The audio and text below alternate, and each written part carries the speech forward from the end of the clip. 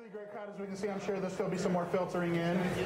We're looking at right around 200 people tonight, so this is going to be an awesome crowd. So this is a little bit bigger than last year, so we're very, very grateful for the turnout. We love it, Ding. Come on. Thank you, Curtis. And definitely for you guys coming out, I know. How many of you guys have been to a Passover Seder before, whether mine or another one? So about half the room, or a little less than half the room. That's awesome.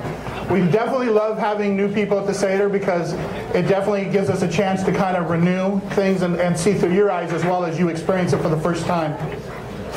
Tonight we'll be doing some very unique things.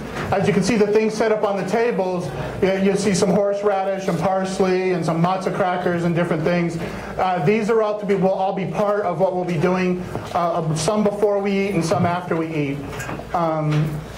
This is a celebration of the book of Exodus, but we're also going to relate it to the Last Supper. The Last Supper was a Passover Seder, and we know this by how the scriptures were written.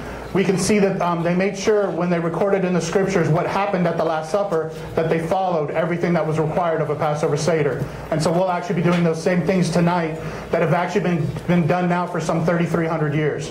Every year since that first night in Egypt, when God actually went through Egypt, this has been done by Jews around the world every single year without fail. And so this is a very important night in the biblical culture and the Jewish community. And this is a very special night that we can relate to, and as Christians or disciples, we have a unique opportunity to really understand our faith a little bit more and understand where some of our traditions come from, understand when Jesus said certain things, or as I'll refer to him tonight, Yeshua, his Hebrew name, which means, his name actually literally means the salvation. So when he walked around, there was little doubt who he was. And so maybe give you a little insight when they read in the scriptures that they got mad at even the mere mention of his name. Well, the dude was walking around with the name the salvation. So it's pretty clear who he was. It's pretty bold. And, but some of the traditions with the Passover, which some we're observing tonight and some we're a little more generous and graceful with. I appreciate Curtis's lesson on grace this Wednesday. Help us out. But one of the biggest traditions with it when you prepare for the Passover, Passover is actually only one night, and then the next 7 nights are known as the Feast of Unleavened Bread. So what is traditionally done is the night before Passover, Jewish families will go through their home and clean out all of the yeast from the home. They will remove all of the yeast and only eat matzah or bread or nothing with any yeast in it for the next 8 days. The reason for this is twofold.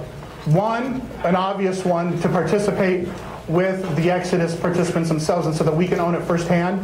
When the Jews fled Egypt, they did not have time to put yeast in the bread before they left. And so the bread actually baked on their backs. And so they never got to put yeast in it, and that was the matzah they ate.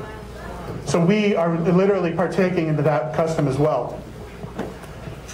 The second reason, the Apostle Paul makes note in the New Testament when he talks about how yeast can work its way through a whole batch.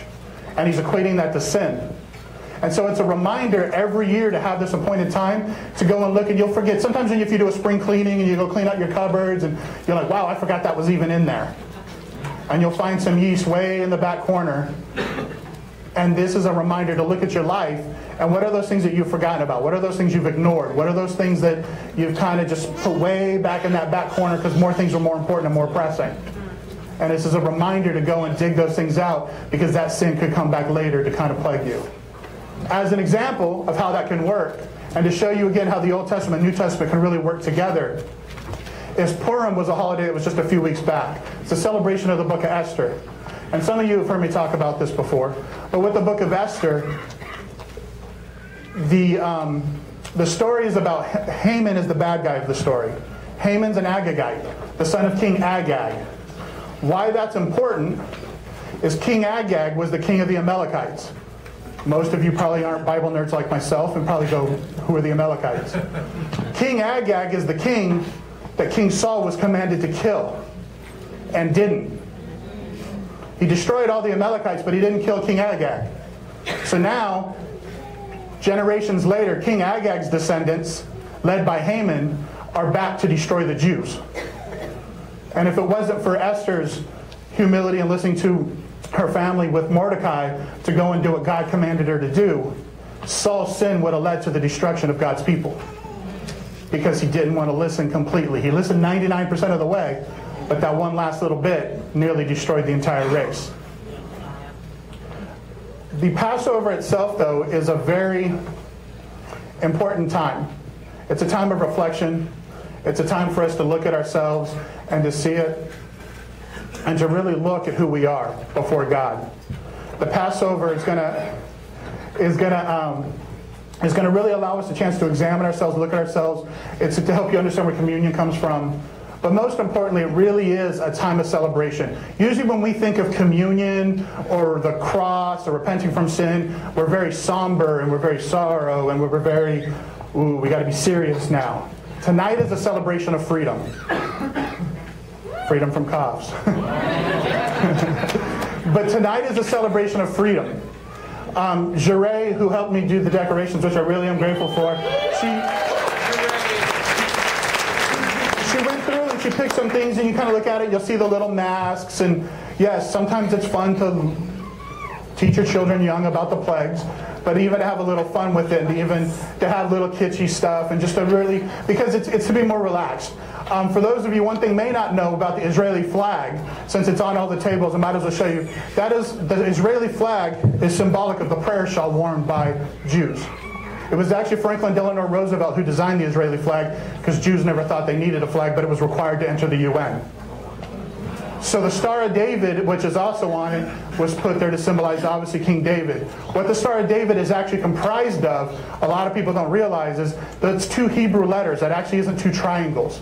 That's actually the letter Dalet intertwined together. And that's the symbol of David, from his name. And that symbol was known when it was seen from far off. The nations feared that symbol. They feared David and his God. And so FDR suggested to Israel that maybe they want to put that on their flag. And it was accepted, and Israel decided to go that route. As we get started tonight, though, there are a few things that we need to do. And if the actors want to start making their way up to the sides, one of the requirements that we're to do tonight is to retell the story of Exodus. Exodus is a very long book.